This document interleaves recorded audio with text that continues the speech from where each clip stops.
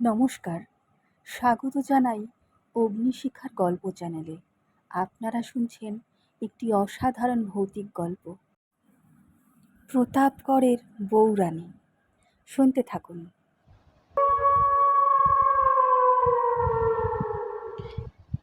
কতক্ষণ যে বেহুশ হয়ে পড়েছিলাম তা জানি না। হঠাৎ চোখে মুখে ঠান্ডা জলের ছোঁয়া পেয়ে চোখ মেলে তাকালাম। চোখ খুলেই দেখি আমার ঠিক সামনে আমার স্বামী বড় বড় চোখে একরাশ চিন্তা নিয়ে তাকিয়ে আছেন। উঠে বসলাম। চারিদিকে বাসন্তীর কোনো অস্তিত্ব নেই, শুধু আমি আর উনি ঘরেতে রয়েছি। আমাকে উঠতে দেখে স্বামী বেশ চিন্তিত গলায় বললেন, হৈমু, কি হয়েছিল তোমার? জ্ঞান হারালে কিভাবে? ওর প্রশ্নের কোনো উত্তর আমি দিতে পারলাম না। মনে মনে ভাবলাম, পুরোটাই আমার মনের ভুল হবে হয়তো। গত রাতের ওই ঘটনার প্রভাবেই মন আমার বিচলিত হয়ে আছে, আর সেই কারণেই দৃষ্টিও ধোঁকা খেয়েছে হয়তো। যা নেই বা হওয়া অসম্ভব তাই কল্পনা করে নিচ্ছে আমার মন। তা না হলে বোবা মানুষ কখনো কথা বলতে পারে? আর মূর্তির মুখ থেকে কখনো লালা ঝরে পড়তে পারে? এই সবই হলো আমার ভীত ও সন্ত্রস্ত মনের ভ্রম। আমাকে চুপ করে থাকতে দেখে স্বামী চিন্তিত স্বরে আবারও বললেন, গত পরশু থেকে তো কিছুই খাওনি তুমি, সেই কারণেই হয়তো এমন হয়েছে। যা হোক, এখন ওঠো, তৈরি হয়ে নিয়ে নিচে নেমে এসো। আমি নিচে গেলাম। এই বলে উনি বেরিয়ে গেলেন। আমিও আর দেরি করলাম না, উঠে পড়লাম। শাড়ি গয়না যা বাসন্তী রেখে গিয়েছিল সব পরে তৈরি হতে লাগলাম। বেলা অনেক হয়েছে। এত ভারী শাড়ি আর গয়না পরা আমার কোনো কালের অভ্যেস নয়। এসব সামলিয়ে পড়তে আমার বেশ অসুবিধে হলো। তবুও কোনো মতে তৈরি হয়ে ঘর থেকে বেরিয়ে এলাম। দরজার সামনে এসে হঠাৎ কাপড়ে পা জড়িয়ে পড়ে যাচ্ছিলাম। তাল সামলাতে দরজার কপাটে হাত দিয়ে ধরলাম, আর তখনই চোখ গেল কাঠের কপাটের ওপর তৈরি হওয়া দাগগুলোর দিকে। ঠিক যেন খুব শক্ত কিছু দিয়ে জোরে জোরে ঘষে এই দাগ বানানো হয়েছে। ভালো করে দেখলে বোঝা যায় ঠিক কোনো বড় প্রাণীর থাবার 4 আঙুলের নখের দাগ। ভয়ের একটা চোরা স্রোত বয়ে গেল সারা শরীরে।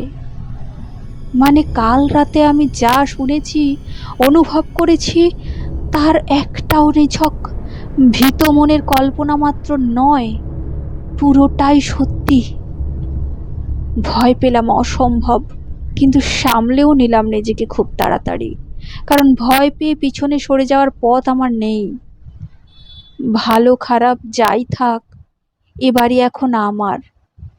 এর সব মঙ্গল অমঙ্গলের দায়ভার আমার। তাই আর দেরি না করে সিঁড়ি বেয়ে নেমে এলাম নিচে। আমার পিসি শাশুড়ি আর স্বামী দুজনকেই দেখলাম বেশ প্রসন্ন মুখে বসে আছেন নিচের বসবার ঘরের কেদারায়। তবে কি সকালে যে আমার সাথে পিসিমার মনোমালিন্য হলো সে কথা স্বামীর কাছে উনি প্রকাশ করেননি? হয়তো তাই হবে। যাই হোক, আমিও আর বিষয়টাকে মনে ধরে রাখলাম না। আমাকে নিচে আসতে দেখেই পিসিমা গলায় এক বয়ম মধু ঢেলে বলে উঠলেন, ওই তো বৌমা এসেছে। আসো আসো, আসো মা, বসো এখানে। বলে নিজের পাশে আমাকে বসতে বললেন। ওর ব্যবহারে আমি ভীষণ অবাক হলাম। এই মহিলা যে অসম্ভব ধুরন্ধর তা বোঝা গেল। আমিও কোনো আপত্তি না করেই ঠিক ওর পাশে গিয়ে বসে পড়লাম। এরপর আমার স্বামী আমাকে উদ্দেশ্য করে বললেন, হৈমন্তী, সব মেয়েদের ইচ্ছে থাকে বিয়ের পর তার স্বামীর বাড়িতে তার আপ্যায়ন ভালোভাবে হোক, কিন্তু হয়তো তোমার এই বাসনা পূরণ করতে আমি পারবো না। আমি ওর কথা কিছুই বুঝলাম না, তাই নীরবে চেয়ে রইলাম ওর দিকে। আমার বিস্মিত দৃষ্টির দিকে তাকিয়ে উনি আবার বললেন, হৈমন্তী, সব গৃহস্থ বাড়িতেই বৌভাত একটি বৈবাহিক অনুষ্ঠান হিসেবে অবশ্যই পালনীয়, কিন্তু এ বাড়িতে নিয়ম নেই সেসবের, তাই বৌভাতের কোনো আয়োজন আমরা করিনি। তুমি দুঃখিত হও না, আসলে আমাদের বংশের এই নিয়ম বহু পুরনো, তাই তার পালন আমরা বংশ পরম্পরায় মেনে এসেছি। আমি যে ঠিক কি বলবো বুঝতে পারলাম না। এই বাড়িতে কি আমার জন্য সত্যি সুখ বরাদ্দ নেই? আমি বা এত আশা করি কি করে? নিজের ভাগ্যকে তো জানি, এতে সুখ নেই, আর থাকলেও তা চিরস্থায়ী নয়। স্বামীর কথা শুনে নিঃসন্দেহে দুঃখ পেলাম, তবে সেই দুঃখকে বাইরে প্রকাশ হতে দিলাম না। মুখে মৃদু হাসি ফুটিয়ে বলে উঠলাম, আমার আমার এতে কোনো আপত্তি নেই, কোনো দুঃখ নেই। বাড়ির নিয়ম মানে তো বাড়ির ঐতিহ্য, তাকে তো অবশ্যই পালন করতে হবে। আমার কথায় স্বামী বেশ খুশি হলেন বলেই মনে হলো। উনি আর কিছু না বলে উঠে গেলেন, হয়তো বিশেষ কোনো কাজ আছে তাই। পিসি শাশুড়ির সাথে আমি একদম একা পড়ে রইলাম। এবারে ওর আসল রূপটা ধীরে ধীরে আবার বেরিয়ে এলো। এই যে মেয়ে, অমন মন মরা হয়ে বসে রইলে কেন? যা নিয়ম তা তো মানতেই হবে, ওতে আবার মুখ গোমরা করার কি আছে? এবারে একটু গতর নাড়িয়ে উঠে পড়ো দেখি, রান্নাঘরে যাও, আর নিজের মতো যা ইচ্ছা রান্না করে নাও। এখন তোমার হেসেল তোমাকেই সামলাতে হবে, আর রান্নাটা তো একা নিজের জন্যই করবে, তাহলে অসুবিধা কি আছে? চলো দেখি বাছা, তোমাকে রান্নার জায়গাটা দেখিয়ে দিই। এ কি, একের পর এক বিস্ময় যেন নিজের ডালি খুলে বসে আছে আমার অপেক্ষায়। নতুন বউয়ের বৌভাতের আয়োজনের নিয়ম নেই, অথচ দ্বিতীয় দিনেই বউকে রান্নাঘরে ঢুকিয়ে রান্না করবার নিয়ম আছে। এ কেমন আজব বাড়ি, আর কেমন তার আজব নিয়ম! আবার বলছেন একা আমার জন্য রান্না করতে হবে। এদের আসল উদ্দেশ্যটা কি? কিছুই যে বুঝছি না আমি। নিজের মনেই এত চিন্তা করে চলেছিলাম, যতক্ষণ না পিসি শাশুড়ি আবার আমাকে ডাক দিলেন। কি হলো, এমন জমে গেলে কেন? বললাম তো আমার সাথে এসো। মাথায় হাজার চিন্তা ঘুরপাক খেলেও মুখে তার এতটুকু প্রকাশ করলাম না। উঠে ওর পিছু পিছু এগিয়ে গেলাম, একতলার একদম কোণার দিকে, প্রায় অন্ধকার এক ঘরের দিকে। দরজা খোলাই ছিল। পিসিমার সাথে ঘরে প্রবেশ করলাম। আবছা আলোয় দেখলাম বেশ বড় রান্নাঘর, সাজ সরঞ্জাম দিয়ে সাজানো এবং পরিপাটি একটি রান্নাঘর। থরে থরে কাঁসা, পেতল আর রূপোর বাসন সাজানো আছে। দুটো কাঠকয়লার চুলো রয়েছে।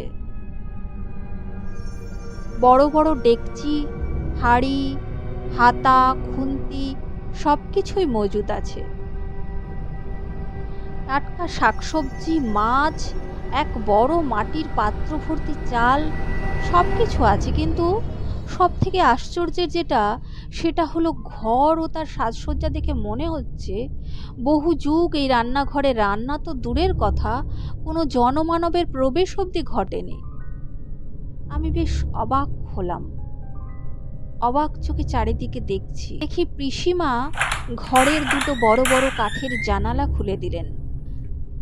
সারা ঘরে যে এক বিষণ্ণ অন্ধকার নিজের রাজত্ব বিস্তার করে রেখেছিল, তা ধীরে ধীরে কেটে গেল। আমি যেন হাঁফ ছেড়ে বাঁচলাম। এই বাড়িতে আলোর সত্যি বড় অভাব। নাও, চুলোতে আগুন ধরিয়ে রান্না বসিয়ে দাও, যা যা আছে তাতে মনে হয় তোমার হয়ে যাবে, কি বল? পিসি শাশুড়ির কথায় ভাবনার চটক ভাঙল। কথাটা শুনে কেন জানি না মুখ দিয়ে প্রশ্নটা বেরিয়েই এলো আমার, শুধু আমার একার রান্না বসাবো কেন? আপনারা দুজন খাবেন না? আমা প্রশ্ন আমার শেষ হলো না, অর্ধেক মুখেই রয়ে গেল। তার আগেই উনি ঝাঁঝিয়ে উঠলেন, আমাদের দুজনার কথা তোমার অত ভাবতে হবে না। আমি যা রাঁধি খোকন তাই খায়, আর ভবিষ্যতেও খাবে। ওর খাওয়া নিয়ে তোমাকে চিন্তা করে গতর খারাপ করতে হবে না। দুবেলা দুমুঠো নিজের মতো করে এখান থেকে সরে যেও, তাহলেই হবে। এক নাগাড়ে এত কথা শুনিয়ে পিসিমা চলে গেলেন। আমি কিংকর্তব্য বিমূঢ় হয়ে দাঁড়িয়ে রইলাম কিছুক্ষণ। এদিকে 2-3 দিন ধরে প্রায় কিছুই না খাওয়ার দরুন পেটে যেন আগুন জ্বলছে। তাই আর কোনো কথা না ভেবে রান্না চাপালাম। হাঁড়িতে ভাতের জল আর চাল দিয়ে বসিয়ে দিয়েছি চুলোয়। এবারে কিছু আনাজ নিয়ে বসেছি কাটতে। সবজি কাটার বটিটা অব্যবহৃত হলেও বেশ ধারালো। আনমনে বসে বসে আনাজ কুটতে কুটতে হঠাৎ ডান হাতের মাঝের আঙুলটা গেল ঘ্যাঁচ করে খানিকটা কেটে। সাথে সাথে তাজা রক্ত বেরিয়ে এলো ও ক্ষতস্থান থেকে। আমি উঠে গিয়ে ক্ষত জায়গায় হলুদ লাগাতে গেলাম, আর ঠিক তখনই যেন হাওয়া ফুঁড়ে বেরিয়ে এলেন পিসি শাশুড়ি, আর এসেই আমার কেটে যাওয়া আঙুল সহ হাত ধরে টেনে নিলেন নিজের মুঠোয়। ওর চোখ যেন রক্ত দেখে লোভে চকচক করছে, যেন বহুদিন পর কোনো অতি উপাদেয় খাবার দেখেছেন, আর লোভ সংবরণ করতে পারছেন না, সত্যি আর পারলেন না। আর আমাকে খুব অবাক করে দিয়ে আমার হাত টেনে ধরে কাটা আঙুলটা মুখে পুড়ে চুষতে লাগলেন। আমার সারা শরীর অবশ হয়ে আসতে লাগলো। মনে হলো যেন শরীরের সব রক্ত পিসিমা টেনে নিচ্ছেন।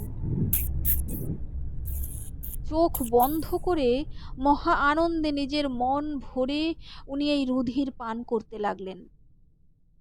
আমি চাইলেও কেন জানি না বাধা দিতে পারলাম না। হঠাৎ অনেকগুলো বাসন একসাথে মেঝেতে পড়ে গিয়ে বিকট আওয়াজ করে উঠল, আর তার সাথে সাথেই পিসিমাও ঘোর ভেঙে জেগে উঠলেন ও আমার হাতটা ছেড়ে দিলেন। আমিও যে মহাভীষ্টের ন্যায় হয়ে পড়েছিলাম। আমারও যেন চেতনা ফিরল।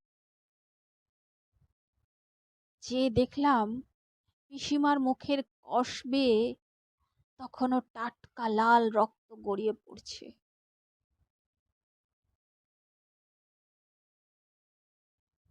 শেষ হলো প্রতাপগড়ের বৌরানী গল্পের 7ম পর্ব। ফিরে আসবো। খুব ভালো শীঘ্রই থাকবেন। পরবর্তী পর্ব নিয়ে